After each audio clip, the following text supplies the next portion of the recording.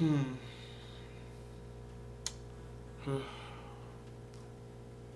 I'm just waiting for the critics to rate it poor. So, all right. I'm not going to elaborate no more on the speech.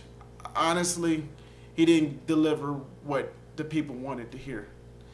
He gave a lot of red meat towards Senator Obama and Senator Biden, but it was not enough to keep people wild up. We'll see in the polls. On the other side, Bill O'Reilly, after months of begging Barack Obama to come on to Fox for his O'Reilly factor, Senator Obama went on, and he did get a little heated with Bill O'Reilly after Bill O'Reilly confronted him on certain things that Bill O'Reilly didn't approve of. Of course, I believe that Bill O'Reilly will share some of his champagne with his fellow Fox News anchors because they finally broke the ice with the Obama campaign after a couple of years of freezing them out after the erroneous gaffes and Hannity's constant wailing on them. Bill O'Reilly may have only a few days to celebrate because Keith Olbermann, his rival, is going to have an exclusive interview with Obama also. So much for Mr. O'Reilly's exclusive. Now, on to the last thing. I believe that our economy is our major issue. A lot of Americans who are not familiar with Dayton, Ohio, fail to realize Dayton was listed in Forbes magazine as a dying city. Dayton is trying to regain some of its hold on the population. Dayton has lost over 30% of its population this year. And I just want people to realize that I'm honestly speaking from the heart because this is my country. And I feel that Senator Obama and Senator McCain have to explain what their policies are. By me watching the Obama acceptance speech, I seem to understand what he talks about because he talked about the economy. Senator John McCain, on the other hand, was talking about national defense. Yes, that is a good thing to talk about national defense, but how much is it going to cost?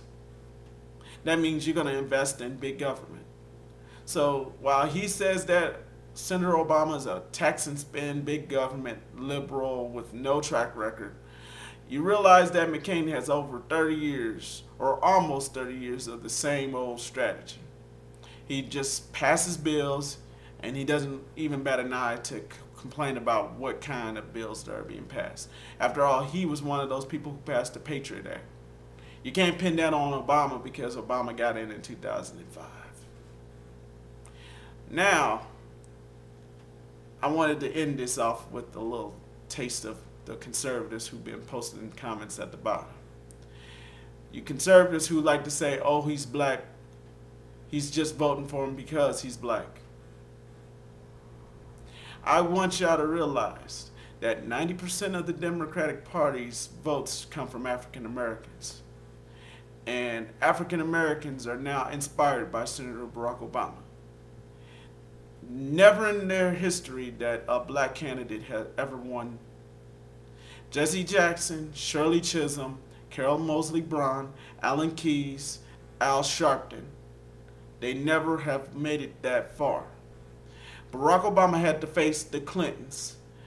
The Clintons were well known, even though their controversies had kept them in the spotlight. The risk of having another Clinton in office was going to be just about the same as having another Bush.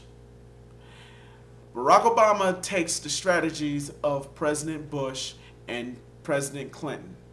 He uses that strategy, and of course, the conservatives and talk radio, the people posting the comments at YouTube, and the Republicans, McCain and Palin, they're all criticizing him because he's inexperienced. Well, this has happened in 2000 when President Bush was trying to become president. Everyone was calling him inexperienced. Everybody was calling him dumb. Everybody was calling him a racist, tax and spend, big government spending.